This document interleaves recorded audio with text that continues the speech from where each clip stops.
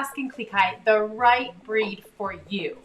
The very first thing that I would tell anybody who's getting a dog or a cat or a bird, whatever, is do your research. You want to make sure that you know what you're getting yourself into before you commit to doing that. Getting a pet is not something that you should jump into relatively quickly without putting a lot of thought into it and making sure that the breed is a right fit for you and you're a right fit for them. And so first things first, do your research. Like, you need to know about the breed. Does this specific breed, the Alaskan Klee Kai, fit into your lifestyle? So are you active, a couch potato? Do you like to go out and have fun at the clubs? All of those things are super important when you're bringing home a new puppy, but even more so with a Klee Kai because they're a pretty active breed and they want to be with you all of the time.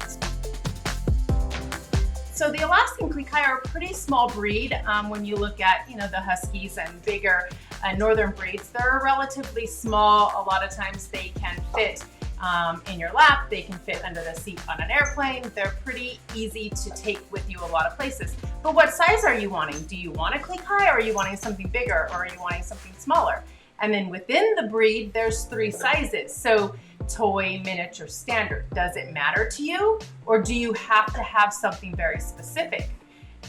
Why would you need something very specific? Maybe you live in an apartment and you don't know if you can have a standard because maybe you have a weight restriction or a height restriction. So all of those are things that are super important. So do you want a breed that is going to talk back? You're fine. Howl at the sirens.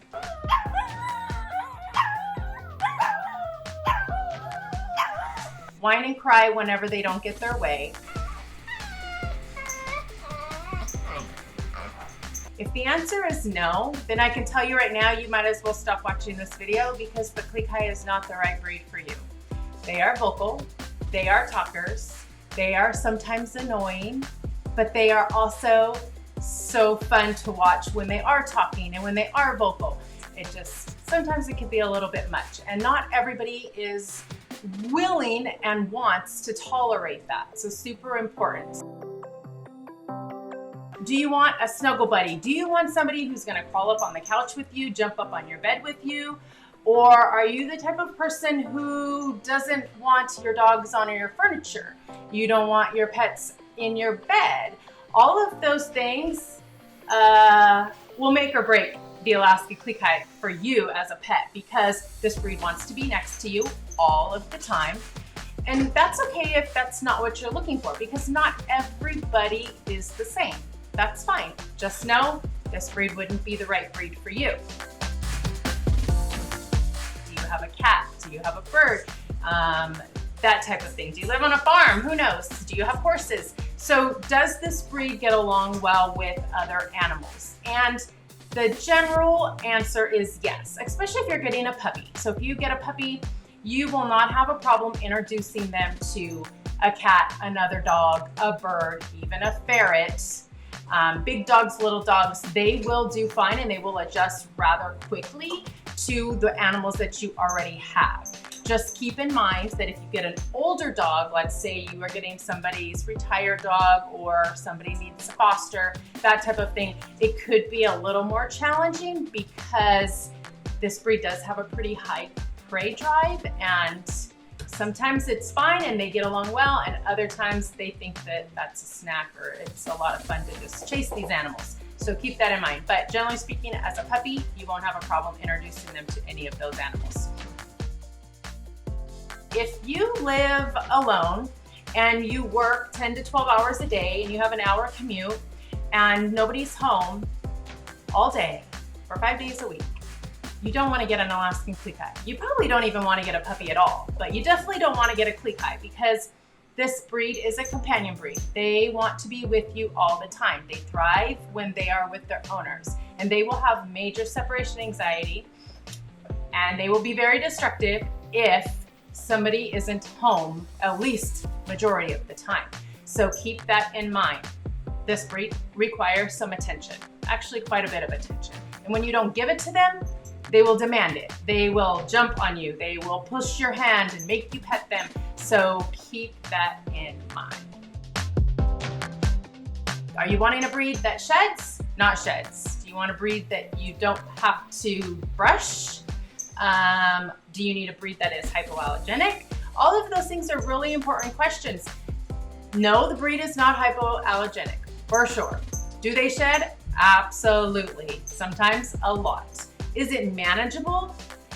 I say it is manageable. However, it is only manageable if you're willing to put in the work on a weekly basis. So if you're willing to brush them weekly, even though they're not shedding this month, then the shedding is going to be less when the time comes for them to actually blow their coat. So the Alaskan Klee Kai blow their undercoat twice a year. But it is manageable if you are willing to put in a little bit of work. And if you're not, then you need to have a groomer come every couple of months to help you out in that situation.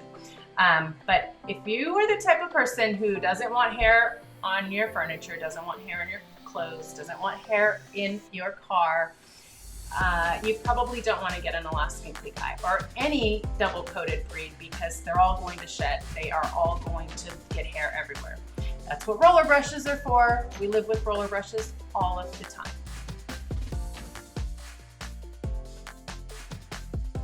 This breed is very stubborn. So you did all your research, but nobody talked about stubbornness. And now all of a sudden you realize, oh great, you have this breed that is super stubborn. They have to have an owner that is firm. They have to be in charge. If you are not the type of person that can be in charge and take control of your pet and make them obey and make them listen and make them take a nap, then you are going to have a wild child on your hands. So just keep that in mind. If you're a softie, it's not going to work very well with this breed because they know very easily who they can and can't manipulate. That's right, they will manipulate you. They will do whatever they have to get their way. And once they learn that screaming gets them their way, they'll never stop screaming. So be firm. If you can do that, you'll be fine. If you are wanting a breed that is going to guard your house and tell you when somebody's here or attack, this isn't the breed for you. Will they alert you? They're gonna bark. They're gonna know somebody's at the door. But the minute that door opens, they're probably gonna run. So they're not the guard dog type. They are not going to protect you. They will probably alert you. And that's about it. So keep that in mind. Okay. So Bill is asking from a socialization perspective, is there a critical window for Klee Kai? Yes, up to 16 weeks. Yvonne is asking, what months do they usually shed? We live in Utah. That's a great question. So the Klee Kai, I would not say shed every 6 months, every January, every June. In my opinion, there's really no data on this, but in my opinion, it depends on when they were born.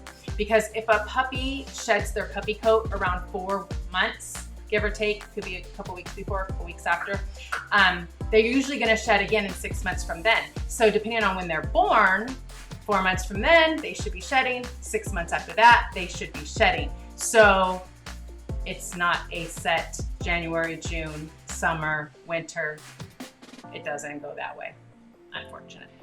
If you want 2 Klee Kai, what age difference should they be? Keep in mind, 2 is better than 1 because 2 is going to keep them occupied. It is going to keep them busy whenever you have something else to do. It's going to tire them out.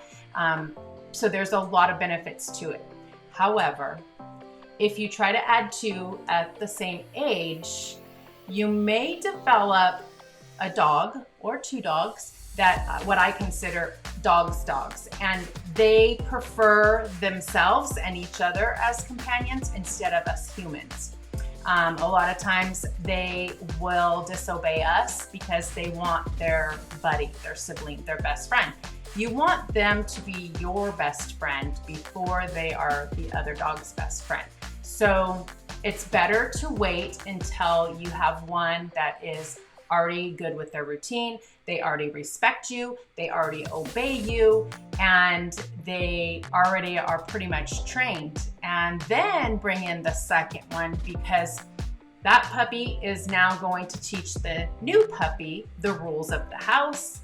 They've already have a hierarchy. The first one is the first one. That means they're the queen or the king. And that should always be. So the oldest one that you've had first should be your number one.